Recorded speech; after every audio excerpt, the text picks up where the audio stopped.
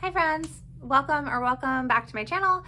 Today we are going to go over my June TBR, which is maybe less of a TBR and more of just a pile of things that it would be nice to read, but I'm not exactly super committed to reading.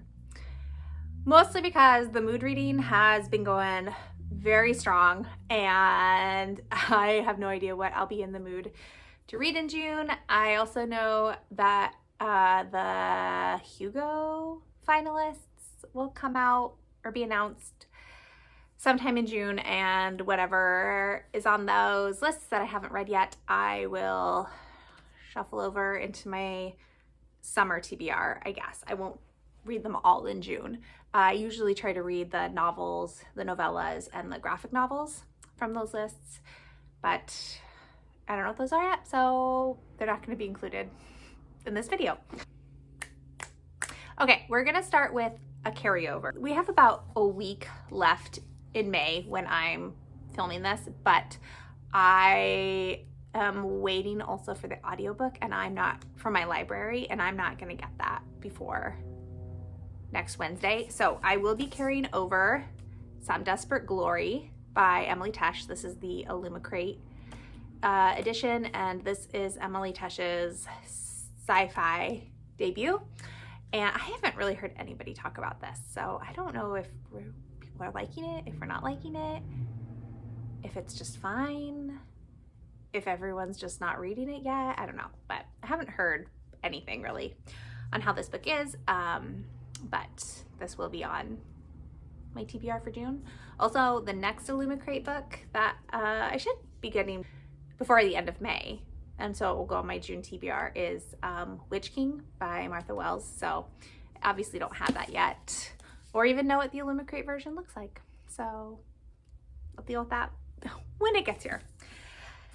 And then for my Exploding TBR project, I only have 2 books on the list for this month. I have A Caribbean Heiress in Paris by Adriana Herrera on the stack.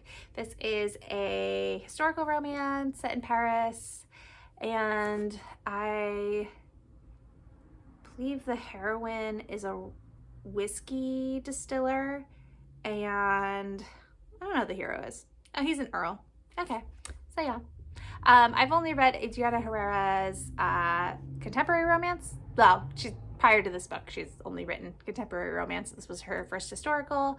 I've heard really good things. I think the next book comes out really soon, and the next book is Sapphic, so I'm gonna be reading that.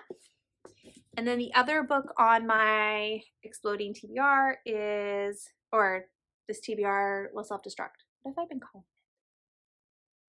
I feel like this video is already super chaotic, so I'm so sorry. I came home from teaching, showered, changed, and then my lunch is sitting right over there and I'm filming, and I feel like I still have all my chaotic teaching energy, so. But I wanted to do this before I got too mellow, so we're just gonna ride with the chaos. Anyways, the second book on my self-destructing TBR is Manowar by Corey McCarthy. I won this in a Instagram giveaway last June, and this is a contemporary YA. I have heard nothing but good things about this book. I've heard it's fantastic. It's wonderful. I've honestly just been putting it off because I believe the main character is trans, and I've been worried about it being too much emotionally. I don't even know if it's a sad book. Oh, it's just hilarious coming of age. Okay, about Arab American trans swimmer. Okay, maybe I'll be fine. Maybe it'll be okay. Hilarious is good. Anyways, so that's the other one. And then the rest of my TBR, basically what's a whole big slush pile, is I really want to try to catch up on books I purchased earlier this year, and also I get advanced listening copies from Libro because I am the social media manager for an indie bookstore, and so I'm part of their bookseller program. And so I have a bunch of audiobooks from Libro, and I also have a bunch of books that I've purchased and haven't read. So I've just compiled those titles, and I'm just gonna see how many of them I can get through, how many I can squeeze in. I did go on a little bit of a T. Kingfisher bender in May, so that may continue into June. I don't have any of her books actually on my TBR or physically in front of me, but I'm just gonna leave room for it because that was a really fun side journey to go on. I'm just gonna go through these titles quickly. I'm not really gonna say a whole lot about them because I don't really know a whole lot about them, especially the Libro FM audiobooks. I really just download the ones where like I like the cover, I recognize the author, or I have seen buzz about it on either BookTube or Instagram or something like that. For books I own that I would like to read, I have The Extraordinary Adventures of Alice Tonks by Emily Kenny. This is middle grade. I have World Running Down by Al Hess. This is dystopian sci-fi, but like hopeful dystopian. And then I have two nonfiction, but they're pretty short, so it could happen.